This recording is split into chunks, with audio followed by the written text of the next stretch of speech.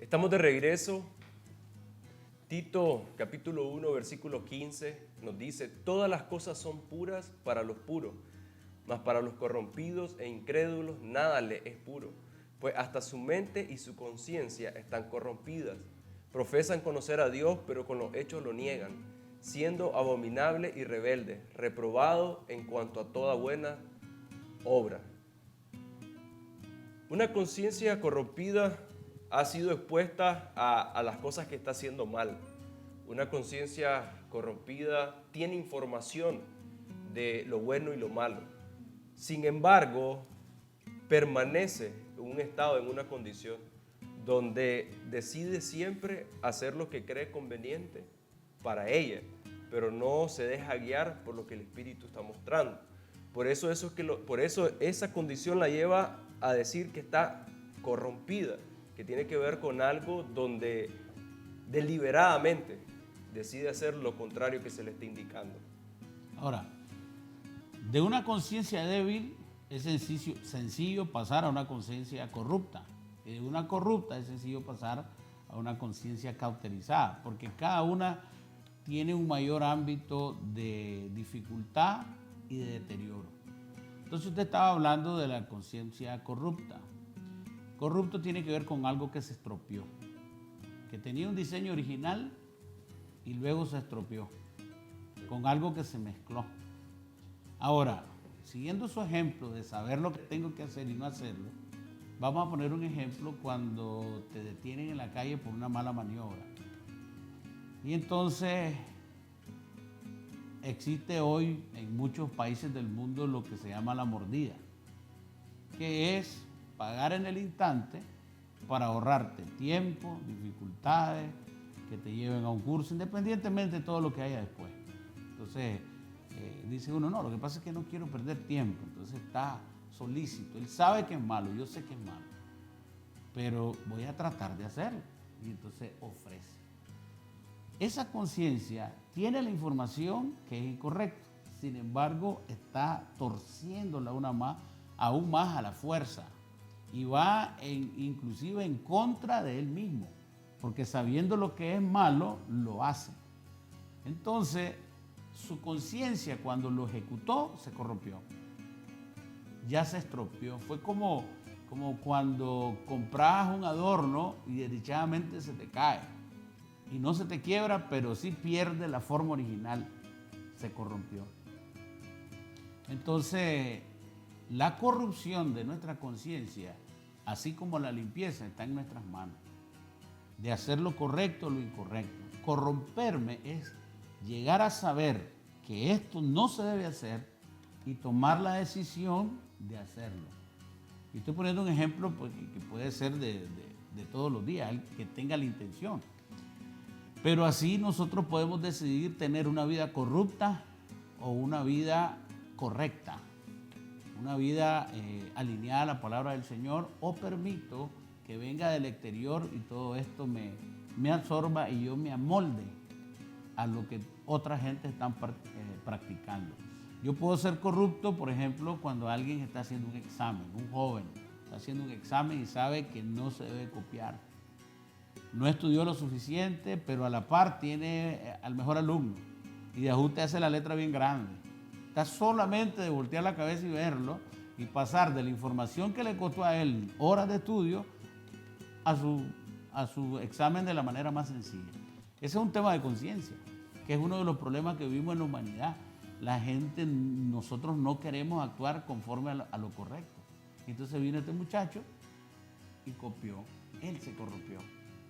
En ese mismo momento su conciencia se volvió corrupta porque su papá le enseñó, su familia le enseñó, la Sagrada Escritura le enseñaron, pero él decidió corromperse. Entonces es algo, la conciencia corrupta es muy peligrosa porque es la antesala que se cauterice. No sé si usted quiere hablar. Yo antes quería definir solo la palabra corrupta en el original y en el verso que está en Tito. Dice que es teñir con otro color, profanar, contaminar, mancharse. Pero me llama la atención la definición de teñir con otro color. Y tomando el ejemplo, cuando nosotros estamos al volante y vamos al semáforo y vemos que el semáforo está en rojo, pero tomamos la decisión por un tema de tiempo de cruzarlo y alguien nos detiene. Y entonces lo primero que nosotros hacemos es ponernos a la defensiva. Se tiró la luz roja y decimos, no, estaba en verde. Entonces lo que estamos haciendo es un cambio. Entonces el Señor nos muestra algo y nos dice, esto es color amarillo, pero de pronto nosotros venimos y decimos, no, es morado.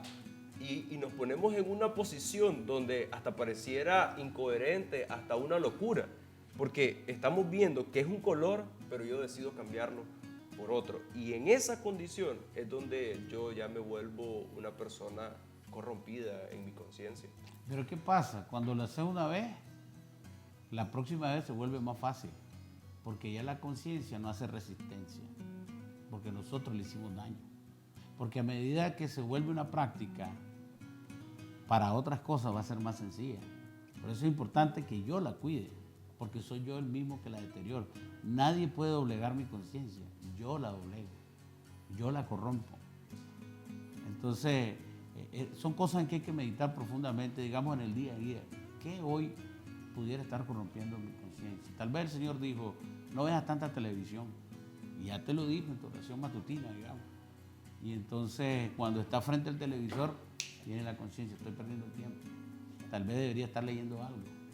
Pero en ese mismo momento, decir, no, voy a verlo una hora más. Vos lo puedes decidir, pero ya estás corrompiendo tu misma conciencia, porque estás transgrediendo lo que el Señor ha hablado de tu vida. El problema es que después se vuelve más fácil. En la medida que yo no escucho a esa voz de Dios y deliberadamente hago lo que quiero, voy perdiendo la sensibilidad. Por eso está a un paso de cauterizarse. En Génesis capítulo 4 hay una historia, la historia de Abel y Caín, que nos narra y nos explica cómo funciona la conciencia. Abel y Caín presentan ofrenda delante de Dios.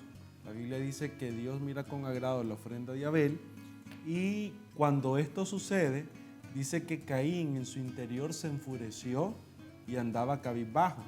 Entonces dice Génesis capítulo 4, versículo 6, entonces el Señor le dijo, ¿por qué estás tan enojado? ¿Por qué andas cabizbajo? Si hicieres lo bueno, podrías andar con la frente en alto, pero si haces lo malo, el pecado te acecha como una fiera lista para atraparte. No obstante, tú puedes dominarlo. Caín habló con su hermano Abel mientras estaban en el campo, y Caín atacó a su hermano y lo mató. Entonces, cuando yo miro esta historia, podemos encontrar cómo opera Dios en nuestra conciencia. O sea, ambos presentan ofrenda, hay un resultado de la acción que ambos hacen. Dios entra en medio y le dice a Caín, Caín, no hiciste bien, ¿por qué estás enojado? ¿Por qué andas cabizbajo?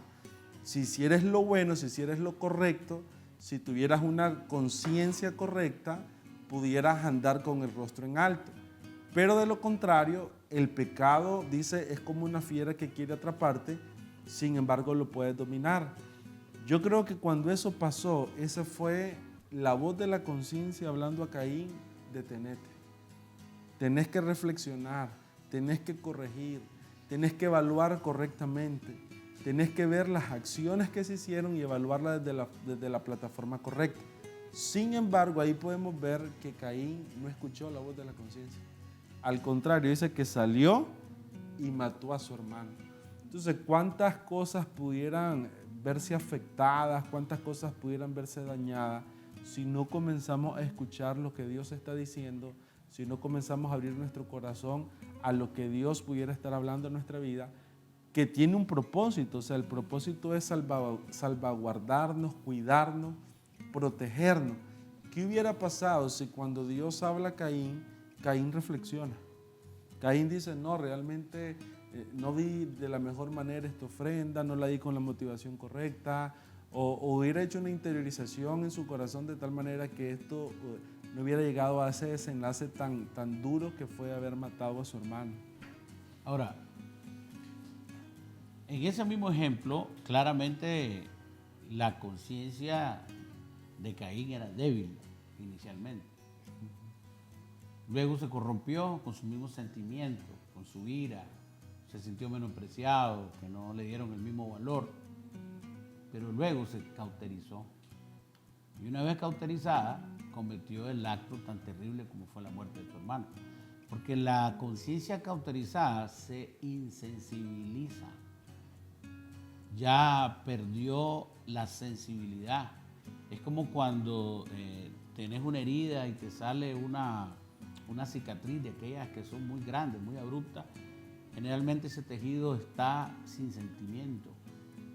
O cuando te sellan, cuando marcan al ganado con un sello para decir la identidad del ganado, el sector donde el sello con hierro y fuego fue impuesto pierde la sensibilidad.